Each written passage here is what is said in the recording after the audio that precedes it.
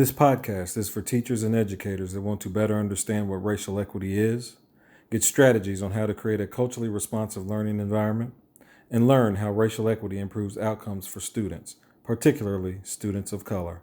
Welcome to our DEP Resource Teachers podcast. Today we'll be talking about, are you telling the whole story, and are you affirming racial equity by telling the whole story? We're going to be talking about canonical literature, and Webster defines canonical literature as an authoritative, sanctioned, or accepted list of books, a body of principles, rules, standards, or norms.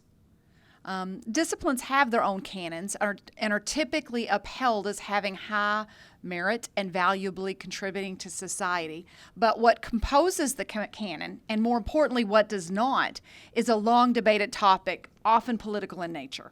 So today we have with us Kenita Ballard, Katia Turner, Rachel Klein, Taylor Utley, Shasharay McCormick, and Lamanda Moore Rodriguez. So when we talk about the literary canon, we're typically referring to a body of books, narratives, and other texts considered to be the most important and influential of a particular time, period, or place.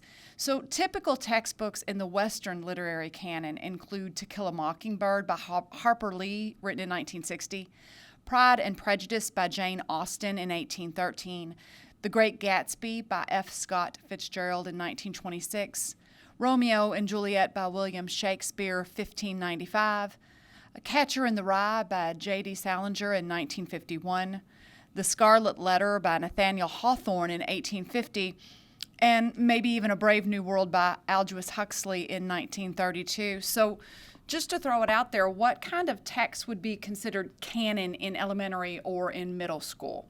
From the middle school side of things, Hatchet often comes to mind. The Giver is taught pretty widespread here in JCPS. Lord of the Flies, The Outsiders, Holes, and even some Shakespeare entering into 8th grade. On the elementary side, you see a lot of Charlotte's Web, a lot of favorite authors, Beverly Cleary, Laura Ingalls Wilder, C.S. Lewis, Ronald Dahl, E.B. White. Those authors are thought of to be elementary classics, or among those thought of. Basically, for middle school and elementary school, it's the same type of tropes that we're seeing over and over again of boys and their friendship with dogs, awkward girls trying to get through puberty, and so on and so forth. It's really nothing new from going to elementary school to middle school. And so even in elementary, some of the titles that really come to my mind as books that are taught religiously are, Because of Winn-Dixie, which is a book that we love. Black Stallion is a classic that I see a lot that people really use in their classrooms. Sarah Plain and Tall is one that we go to. Maybe even Alice in Wonderland. So some of those classics. And even as I think about these stories and the books that Donna listed off, I'm thinking of the years that these books were written in, which is something even to take pause with, because some of these books were written, over 100 years ago. So that's just something to really take into consideration when we're thinking about classic literature. Yes, I agree with Lamanda. As Donna was reading off the dates of these books, in my mind I'm thinking, wow, what was happening to groups of people during these years, and why were those particular books chosen? Was it for comfortableness or not? And so what's going to happen is Donna's probably going to go into that a little more, but yeah, that's the same thing I was thinking, Lamanda. So that brings us to a really good question of, who do you all think determines what is established as a canon and why? My thoughts on that are that maybe the canon exists now. It doesn't necessarily have books that are being added to it, but my question is, what are these systems that are in place that are allowing this classical canon to be upheld? And if teachers aren't being pushed to question the canon, or maybe they feel throttled by curriculum maps, then the canon remains in place. Well, for a lot of folks that are proponents of the Western literary canon, they would argue that the merits of teaching this include teaching students that language changes over time and that the past is similar to or different from the present, and how these texts provide a similar experiences for readers across the generations. So have you all ever heard of any of these arguments or any other reasons why we keep teaching the same things that we've always taught? I have heard these arguments, but again, where do we see the implementation and manifestation of those ideas? So when we look at the argument that the past is similar to or different from the present, we don't actually see these texts taught in connection to what's happening with our current political and social landscapes. These texts are taught as isolated time capsules of these were the good old days, these were the good old times. And so we don't see these texts being used with even ways that proponents of Western literary canon would even argue. And if the argument is the knowledge of how language changes over time, then language has changed a lot and times have changed a lot. So why not revisit what books need to be added, or why not take books away and replace them with more dated books that really address other ways? Because language, as you think about language, here you're saying one particular language, the language that everyone should assimilate to. But I think that is very unfair to students because they must realize that the language that's used during this time, there are things that are beyond that. So I also think that when we're thinking about teaching these books, we have to think about what is the purpose of using these texts. And so we know that using these texts can be a way to push forward, the status quo, and it helps to carry out a way of thinking that's been established forever. That's a way to perpetuate some of the things that we're seeing. So how do we make sure that we're getting out of our comfort zone to use texts that show different narratives and perspectives? I also think that as education continues to shift and change, teachers are being asked to respond to new and different initiatives, and it might be that teaching the canon is simply easy for a lot of people. There are lesson plans to be found that have been around for ages, and it might just be one less thing that some folks have to think about by using what already exists. It just makes our jobs that much easier, but obviously that needs to be changed. I think that one of the arguments that folks use is that reading these texts provide us with a similar experience. And then they're referred to in society. And in order for you to understand those references, you have to have had an experience with those texts. But my question is, do they really provide a similar experience for students? Do you all think that these provide a similar experience or not? I think when I guess experience is relative, right? So I do believe it is from a lens of whiteness that a lot of teachers and districts and schools are not really willing to have a conversation about and deal with, and that students walk into a space already and not feel like they even belong. And then you have this text that is not addressing the what they are experiencing or dealing with, and not even being able to use, if you're going to use that text, you disrupt it, right? And use it as a way to be able to have real world conversations with your students. So as we talk about teachers being able to disrupt the text, one of the tools that we have placed in the teacher backpack is the Affirming Racial Equity tool, nicknamed the R tool. And a good place to start on the R tool when you're using a classic text is to consider knowledge construction. Knowledge construction means teachers help students understand how bias and culture create and influence knowledge. This goes to the whole idea of having a canon, of who decides what belongs in the canon and what voices are heard. So as you are approaching a classic in elementary or the canon in high school or middle, looking at the knowledge construction section of your Affirming Racial Equity tool would be a great way to help make connections to your students, to disrupt the status quo of white male perspective, and to give students voice in the lesson. Right. And the problem with that, like you all say, is we're devaluing and marginalizing and minimizing the experience of others, particularly people of color, because these are portrayed as correct or accepted or normal perspectives. And I found a blog, and it was really powerful, so you'll forgive me, folks, because it's going to be a little bit of a lengthy, but it explains quite a bit of what we're looking at.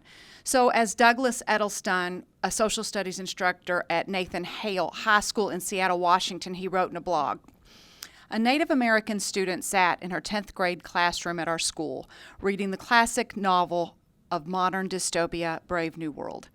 In it, Aldous Huxley introduces a place called the Savage Land, where modernity has never taken hold. Here live in relative squalor native people and rebels or cast-outs from the mainstream society. By the end of the book, Huxley ultimately makes clear that this savage land is really the only civilized place in society, where values are morally correct, perspectives proper, human life is understood and lived in its most humane and compassionate meanings, and people are wiser and more human than their modernized counterparts. But well before the reader gets there, before the irony of the term savage is fully revealed, the native student, dutifully reading along, has encountered a number of contemptuous references to the savages who inhabit this savage land. These people have been described by characters in the novel as backward, unclean, uncivilized, simple, primitive, violent, and ungoverned. In short, every single stereotype ever thrown at Native Americans. The Native student feels betrayed by the teacher, angry, belittled, disenfranchised, bashed, dehumanized, unseen, insulted, unjustly singled out.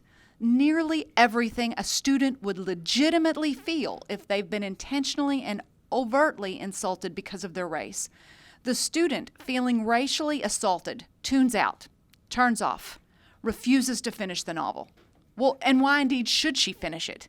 So she can appreciate the quality of Huxley's writing, the author's vision, the commentary on what it means to be human? The cost in pain and rage is too great. The teacher, author, and his work are disqualified as sources of anything worthwhile to learn. Yet we require students of color to read great literature that demeans them. It's another bit of stuff white people do entirely without any such intention. What do you all think about this? Do you have any thoughts with regards to this perspective? The story in the blog about the Native student feeling all of the things that Donna just listed. Every time that we do provide canon as scripture or, above all else, we are replicating that experience for every student who doesn't fit into the white male heterosexual Christian perspective, especially if as teachers and leaders we're not willing to refute the canon through disruption and deep analysis.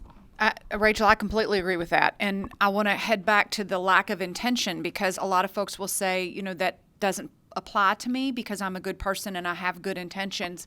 And I just want to make sure that we understand that lack of intention does not translate into a lack of impact or a lack of effect or a lack of trauma. And so we do this and we set up students in this way, so to speak, but then we want to judge them based off of that. So we deem them unmotivated or lazy, or we label them with insufficient progress. So my question is, how does that make sense? And how is that even logical? And because it's just not. So have you all ever noticed or experienced this effect?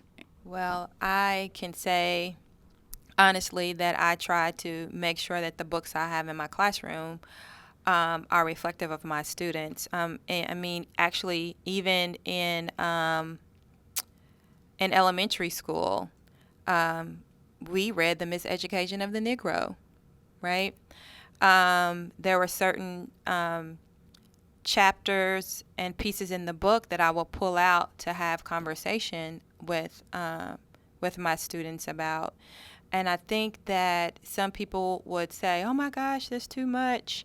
But, even bringing in Teaching Tolerance, they have a new podcast, as we're talking about our wonderful podcast here, a podcast on teaching hard histories. And we have to start really speaking the truth. And it's one of those things that says, like, you think about your silence is your violence. If you're not saying anything and you're not speaking up, intentions is one thing, but being intentional is another. And I think being intentional about making sure that you have books that are reflective of your students is what needs to happen. And on top of that, I think when we are pushing books as canon, it's not just having books that look like your students and books that are part of the canon. It's having books that look like your student and then questioning those books that we accept as part of the canon, because those books have just as much of a place in the classroom. And I know personally for myself as a learner,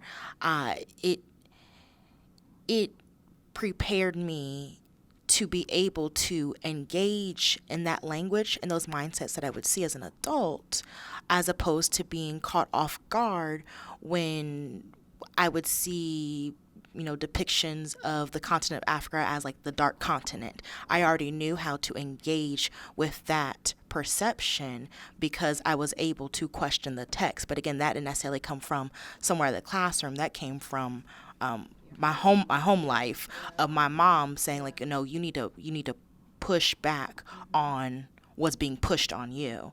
But again, that's because I also had texts that were looking like me also come from my mother. So I was well prepared and well versed to engage with different just parts of society, and again, not have to feel caught off guard. The bigger question really is, what about students who do not have that, right? If they do not have someone at home that has shared with them, listen, that's a problem, right?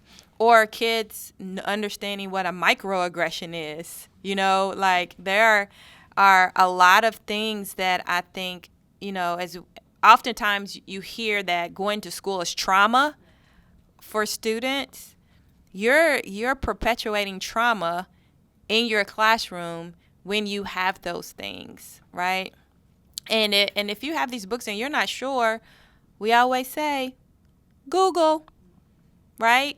Go and find out this book that you're going to use in your classroom. Go find out more information about it before you open it up and start reading it, and while you're reading it. Books have the ability, if we are willing to navigate students through it, to sow these seeds of empowerment young and provide them equity literacy and understanding of terms like microaggression or racism, so that as our students become young adults and navigate society, they are equipped early and often to be able to hold these conversations, so that it is not just coming from one source or waiting till it's too late to realize all of these things.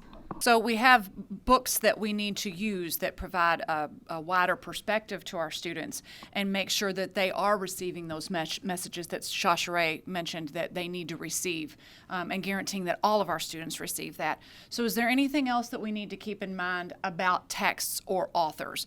Because a lot of the text and authors on a list will be like Maya Angelou or Ralph Ellison, Alex Haley, Langston Hughes.